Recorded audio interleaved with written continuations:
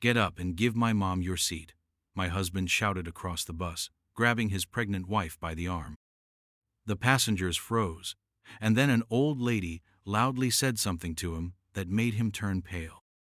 "Look, I'm not usually one to air my dirty laundry online, but this story, it's been eating at me for months. Maybe sharing it will help someone else, you know? So my name's Sarah, and I married this guy Jake when I was 24.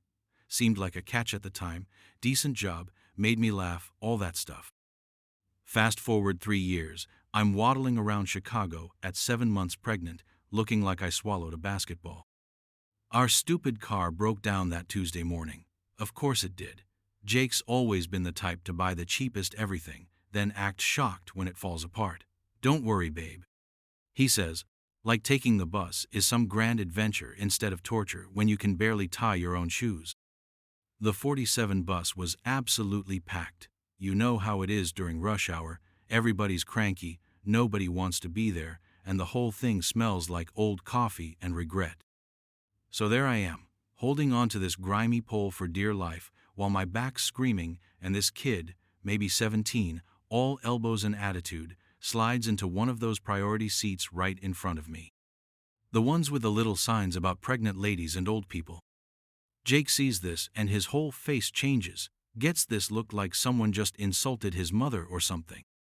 Ever since I got pregnant, he'd been doing this weird thing where he acted like the world's most protective husband, but it felt off. Like he enjoyed the drama more than actually helping me. "Hey," Jake says way too loud, "my wife needs that seat." The kid looks up from his phone, pulls out an earbud. Poor thing probably just wanted to get to school without any drama. "Oh, sorry, no problem." He starts getting up, and I'm thinking great, crisis averted. But Jake's just getting started. "Yeah, maybe next time you could use your eyes before you sit down. What's wrong with kids these days?" I wanted to crawl under a rock. The kid's face goes bright red, and he mumbles something that might have been an apology before disappearing into the crowd. Meanwhile, everyone's staring at us like we're some kind of reality TV show they didn't ask to watch. "Jake, come on," I whisper, trying to pull him away from the scene. He was going to move. "That's not the point, Sarah. People need to learn respect." But here's the thing, and maybe I'm just realizing this now. It wasn't about respect at all. It was about Jake needing to be the big man, the hero of his own little story. And I was just, what? The prop? I settled into the seat feeling like absolute garbage. Not because I was tired or pregnant, but because my husband had just humiliated some random teenager for no good reason. The way other passengers kept glancing over, then looking away real quick. God, it was awful. 3 stops later, this elderly lady gets on, probably late 60s, wearing this old blue coat that looked like it had stories to tell, moving real careful like, you know? Without even thinking, I start to get up. "Please, take my seat." "Oh, honey, you're expecting." "I'm fine standing," she says, and her voice has this slight accent. Sweet lady, the kind who probably bakes cookies for her grandkids. But I can practically feel Jake's radar going off behind me. That look creeps across his face again, the one that means he's about to make everything about him. "Hey," and there it is. Voice carries across the whole damn bus like he's announcing baseball scores. "Somebody, give this lady a seat." The old woman's smile just dies. "Really, it's okay." "No, it's not okay." Jake's getting louder, and I swear every conversation on that bus stops dead. "Look at her. Look at my pregnant wife. You people just gonna sit there?"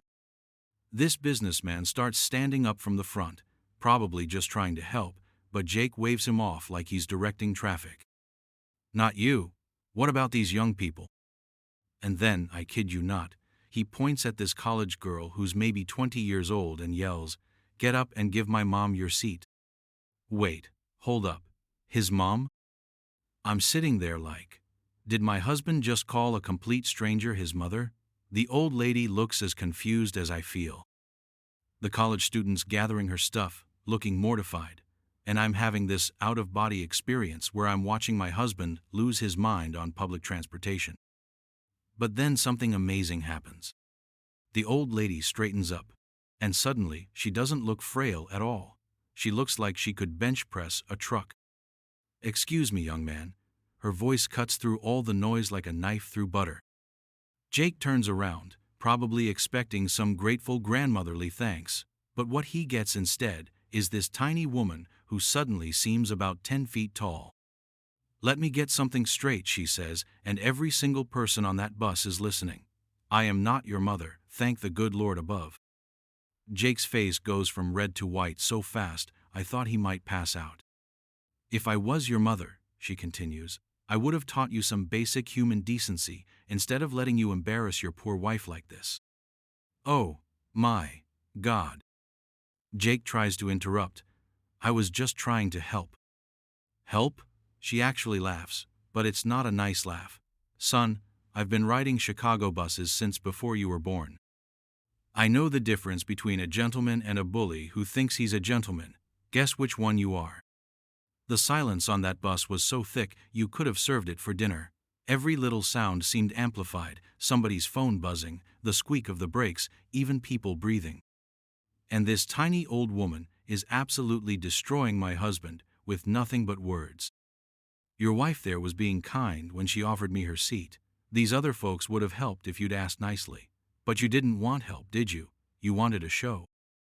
I'm trying not to cry, but not from pregnancy hormones. This stranger was saying everything I'd been thinking but couldn't put into words. Jake opens his mouth, probably to argue, because that's what he does, but she's not done. "And another thing, calling me your mother to guilt trip people. What kind of man does that? I raised 3 boys, and not one of them would disrespect me or their wives the way you just did." A few people actually nodded. The college girl Jake had targeted whispered, "Thank you," to the old lady. Even that teenager from before was watching with this satisfied look. "Look, lady," Jake starts.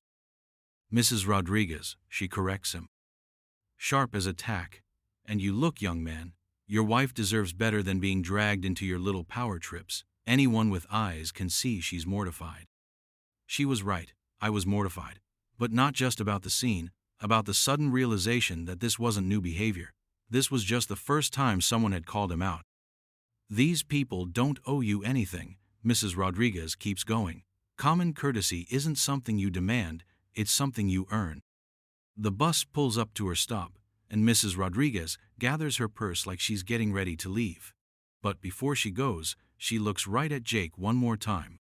"Son, taking care of family means treating them with respect, not using them as props for your ego." Then she turns to me, and her whole expression softens. "Honey, you seem like a sweet girl. Don't let anyone dim your light." And then she's gone, walking off that bus like she just dropped a mic at the Grammys. Jake stands there opening and closing his mouth like a fish. First time in our 3-year marriage I've ever seen him completely speechless. People slowly go back to their phones and newspapers, but I catch a few sympathetic looks. The college student even smiles at me before she gets off. Jake finally sits down next to me. Can you believe that crazy old woman? But I can't answer. All I can think about is how right she was. How many times had Jake done exactly this, used me as an excuse to be a jerk to people? That night Jake goes to his buddy Mike's house, probably to complain about the psycho bus lady, and I'm alone in our apartment staring at myself in the bathroom mirror. When did I get so small? I used to have opinions. I used to speak up. But somewhere along the way, I'd started letting Jake handle everything, make all the decisions, fight battles that didn't need fighting. My phone buzzes. Text from my sister Emma. "Haven't heard from you in forever. How are you feeling?" Forever? I scroll through our messages. 2 months since we'd really talked. Every time she invited me somewhere, I had excuses. Jake always had plans, or he thought I was overdoing it with the pregnancy. I call her before I can chicken out. "Sarah, finally." I was getting worried. Can I tell you something weird that happened today?" So, I tell her everything. The bus, Mrs. Rodriguez, all of it. Emma listens without interrupting, which makes it easier to keep talking. "Oh, honey," she says when I'm done, "I've been waiting for you to see this." "What do you mean?" I ask. But part of me already knows. "Sarah, Jake's been cutting you off from everyone for months. Every time we make plans, suddenly he needs you for something. Every time you have your own opinion, he finds a way to make you doubt yourself. My hands start shaking. But he loves me. He's protective because of the baby. Protective doesn't look like what happened on that bus. Protective doesn't mean isolating you from friends and family. I sink onto our couch, the same couch where we'd planned our whole future together. I'm 7 months pregnant, Em. What am I supposed to do? You have options. You always have options. But first, you need to start trusting yourself again. After we hang up, I sit there thinking about trust, about instincts. Mine had been screaming for weeks. Every time Jake yelled at servers, every time he answered for me when people asked how I was feeling, every time he made decisions about our baby without asking me. I'd called it love. Mrs. Rodriguez showed me what it really was. Next morning, I call in sick to work. Instead, I take the same bus route, hoping maybe I'll see Mrs. Rodriguez again. No luck, but I do something I haven't done in months. I go somewhere Jake doesn't know about. Lincoln Park. I sit by the pond and call my mom. You sound different, sweetie, she says after we talk for an hour. Stronger. I feel like I'm waking up. That afternoon I do something that would have been unthinkable a week ago. I go see a lawyer. Not to file for divorce, not yet, but to understand what my options are. What my rights are as a pregnant woman. Knowledge is power, the lawyer tells me. You don't have to decide anything today, but knowing your choices means you're never trapped. For the next 2 weeks, I start rebuilding myself piece by piece. I call friends Jake convinced me were too demanding. I sign up for prenatal classes without asking permission. I open my own bank account. Jake notices, of course. Starts being extra sweet, bringing flowers, talking about being a dad. But I also notice how he interrupts my phone calls, finds reasons I shouldn't see Emma, criticizes every independent decision I make. You seem different lately, he says one night. I'm growing up, I tell him, most honest thing I'd said in months. 3 weeks after the bus thing, I'm at the grocery store struggling to reach something on a high shelf when I hear this familiar voice. Let me help you with that, honey. I turn around and there's Mrs. Rodriguez, smiling like we're old friends. Mrs. Rodriguez, I was hoping I'd run into you again. Eleanor, she says, and I was hoping the same thing. We talk while she helps me shop. I find myself telling her about the changes I've been making, about the lawyer, about calling my family.